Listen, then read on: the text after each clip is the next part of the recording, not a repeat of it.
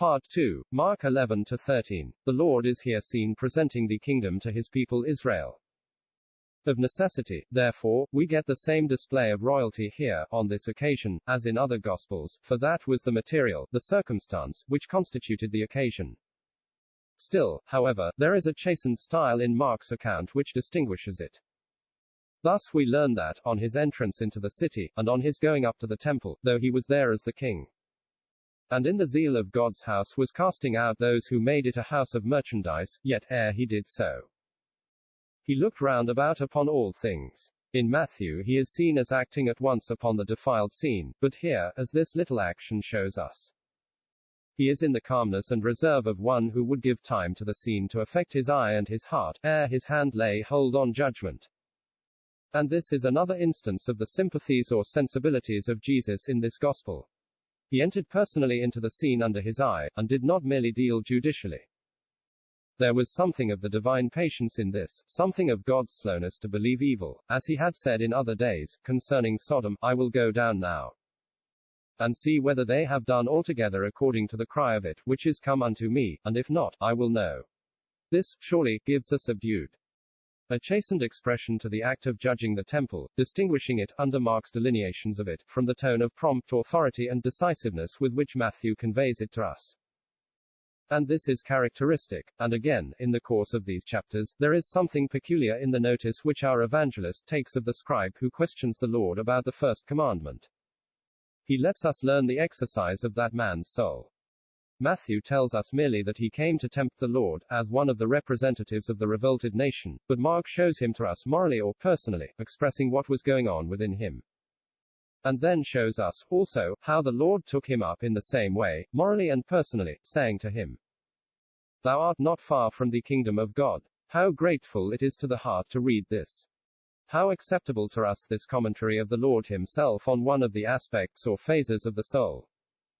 It tells us, and the secret is deeply welcome to us, that the lights and shades of the inner kingdom are all under his eye, and that he knows how to appreciate them.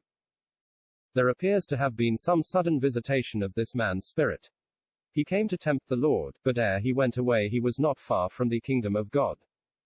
Surely in spirit he had taken a journey, a deeply interesting passage his soul had made. It may remind us of the repentant dying thief, for he, according to Matthew, seems to have joined his companion in reviling Jesus, and then, according to Luke, he ended by trusting in and calling upon Jesus. And in closing this scene of the royal visitation, as we may call it, the Lord, I perceive, does not occupy the seat of judgment in Mark, as he does in Matthew. He goes through all the act of judicial righteousness very rapidly. He does not read out against the nation the crimes of which they then stood guilty and convicted, and upon this pass the sentence of the law. This is done elaborately in Matthew. Here it is all disposed of in a verse or two, and quickly does he turn from it all, and look beyond it, to see a poor widow casting her 2 mites, which was her whole fortune, into the treasury of God. He has not so much an eye for the evil as for the good, though, at that moment, he was looking on a temple full of the one, and only, as it were, 2 mites of the other. The touches are all in the distinctive way of our evangelist, and surely, when their sense and bearing are perceived, we deeply welcome them. Mark 13 corresponds with Matthew chapter 24-25. It is the Lord's great prophetic word concerning Israel, Israel having now fully, solemnly rejected him. They had seen the king, but he was not, in their eye, the king in his beauty. The arm of the Lord had been revealed to them, but in their esteem it was a root out of the dry ground. Judgment has now to enter, and take its course, ere the kingdom can be restored to Israel. In this chapter, as in all the rest, the style of Mark is preserved. There is one very strong expression of the Lord's emptied, humble, servant character here, which we do not get elsewhere. I allude to the Lord's words in verse 32, neither the Son. He was speaking of knowledge of times and seasons, and he disclaims such knowledge himself. And this quite became him as a servant. To a servant the confidence or committal of secrets does not belong. The Lord himself tells us so in another place, John chapter 15 verse 15, and, accordingly, he here disclaims the knowledge of such secrets. He had taken on him the form of a servant, and, with that form, the qualities and attributes that attached to it, and among them, this disclaimer of the knowledge of details and counsels, such as the Father would put in his own power. And beside the kingdom to which he was referring while he thus spoke, he is to receive by and by as a servant. It is not to be his simply by divine right, it is the reward of the toil of him who was obedient even unto death. Hence all the circumstances of it wait not on his, but on the Father's pleasure. The right hand and the left hand honors of it thus wait, as he tells us in another place, Matthew chapter 20 verse 23, and the time of its manifestation waits, in like manner, as he tells us in this place. Of that day and that hour knoweth no man, no, not the angels, which are in heaven, neither the Son, but the Father.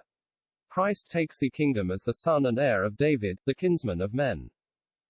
And the servant of God, not by divine but by human title, and therefore most fitly does he say, neither the Son, words which do not qualify the person of the Son but the character of the kingdom. As indeed we ought to apprehend at once, because it is not about himself the Lord is speaking at the time, but about the introduction or beginning of the kingdom. The kingdom is to be his as Son of Man. It is to man that the world to come is to be subject, Hebrews chapter 2, and it is God who is to make it so. Every tongue shall confess Jesus Lord, but this is to be to the glory of God the Father. Philippians chapter 2, so that these words, neither the Son, but the Father, while they hold the distinctness of our gospel in view, intimate likewise a profound and interesting mystery. And we may notice also what the Lord calls himself, in verse 35, the Master of the house. It is, your Lord, in the corresponding place in Matthew, a title of a higher bearing. So, at the close, he addresses the apostles in the place of service, more distinctly than he does in the same place in either Matthew or Luke.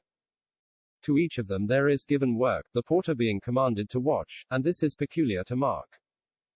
But we may observe, on the other hand, that the apostles are not set in their dignities in Mark, as they are in Matthew.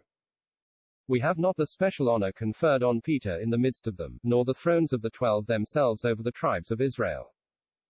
And all this, the presence of what we do get, the absence of what we do not get, minute as the touches and strokes of the Spirit's penman may be, still all are characteristic and beautiful in their place and season. And as the Lord here, in a very brief way, as we noticed, arraigns and sentences the Jewish nation, though such is given fully and solemnly in Matthew, so all those parables, the 10 virgins, the talents, and the king from his throne separating the sheep and the goats, which are pictures of great judicial acts of Christ, are passed by here. Humble his ways in this gospel are gracious and serving, the ways of one who had laid aside his robes of state, and put on his girdle. All bespeaks his various grace in its perfections, and, next to the simple, happy, earnest assurance of his personal love to ourselves, nothing more helps the heart to the desire of being with him than this discovery of his moral glory which the 4 Gospels afford us. I have heard of one who, tracing it there, was heard to cry out, with tears and affections, "Oh that I was with him!" This is what we need, and what we may well covet, beloved.